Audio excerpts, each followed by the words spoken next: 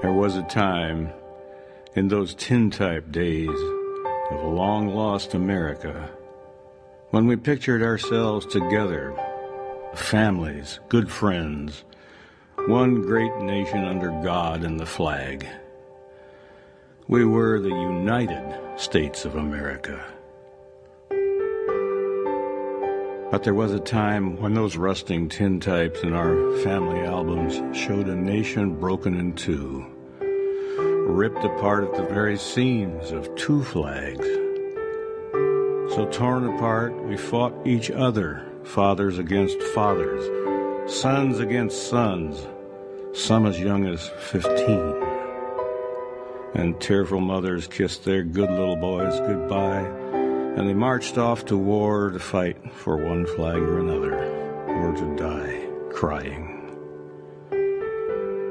And there was a time, of course, one blue-gray day, a time to honor the graves of our gallant young men and our good little boys who'd given their lives for their flag. So there, at Gettysburg, came a tall, quiet man, a man with the truth of the prairies in his eyes and a deep sadness in his heart, to say a few kind words. The sound of his voice is forgotten now, lost in time and space, but we will never forget his words. 77 years ago, our fathers brought forth on this continent a new nation conceived in liberty and dedicated to the proposition that all men are created equal.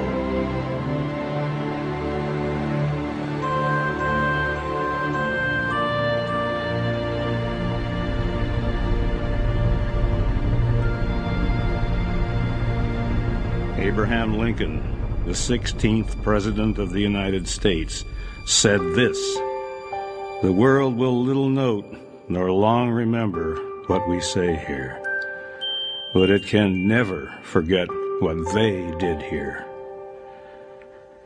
But we do remember what they did, Mr. President, and we will never, never forget you or your last few words.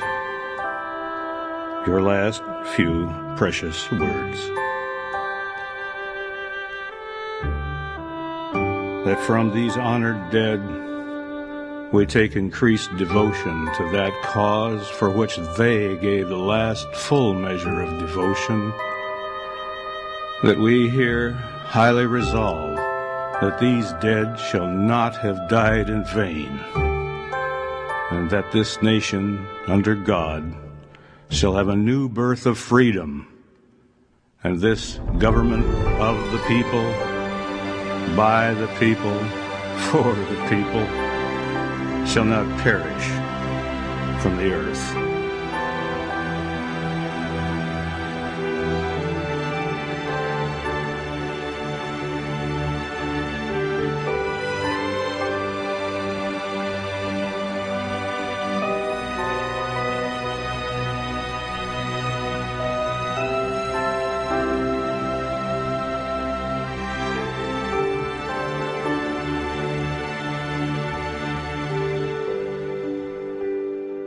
There was a time in those tin-type days of our great-great-grandfathers when the war between ourselves was over, when once again we called ourselves the United States of America.